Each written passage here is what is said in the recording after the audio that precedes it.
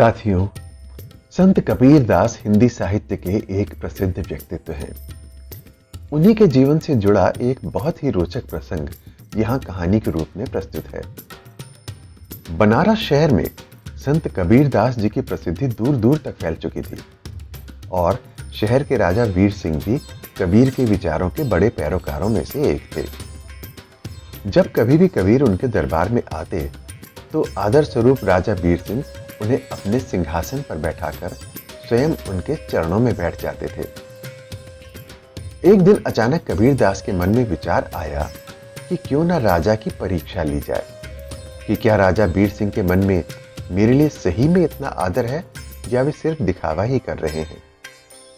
फिर क्या था, अगले ही दिन कबीर हाथों में 2 रंगीन पानी की बोतलें लेकर, जो दूर से देखने पर शराब की बोतल जैसी लगती थी, अपने 2 अन्य अनुयायियों, जिनमें से एक वहीं का मोची था तथा दूसरी एक महिला जो कि प्रारंभ में एक वैश्या थी, के साथ राम नाम जपते हुए सड़क पर निकल पड़े।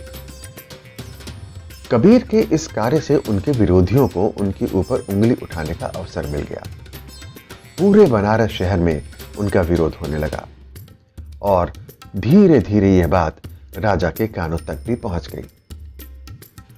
कुछ ही समय पश्चात संत कबीर राजा के दरबार में पहुंचे। कबीर दास के इस व्यवहार से राजा वीर सिंह बहुत दुखी थे। इसी कारण जब इस बार कबीर उनके दरबार में इस प्रकार आए तो राजा अपनी गद्दी से नहीं उठे।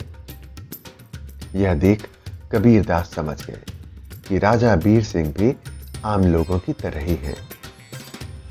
उन्होंने तुरंत रंगीन पानी से भरी दोनों बोतलों को नीचे जमीन पर पटक दिया।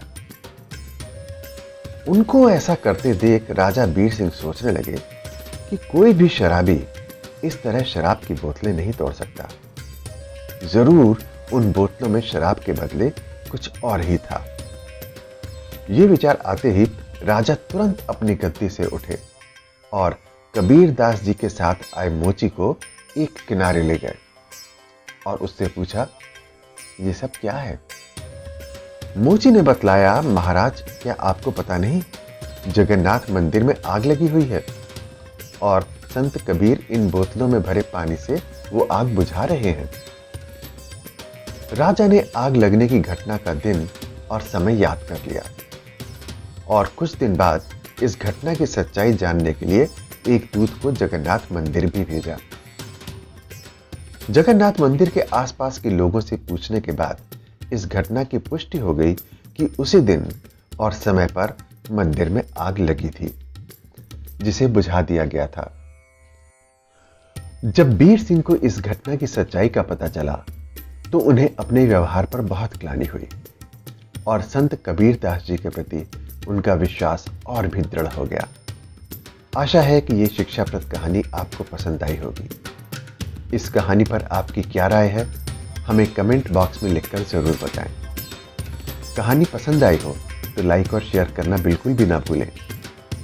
अगर आप इस चैनल पर नए हैं तो चैनल को सब्सक्राइब जरूर करें। कहानी सुनने के लिए आपका धन्यवाद।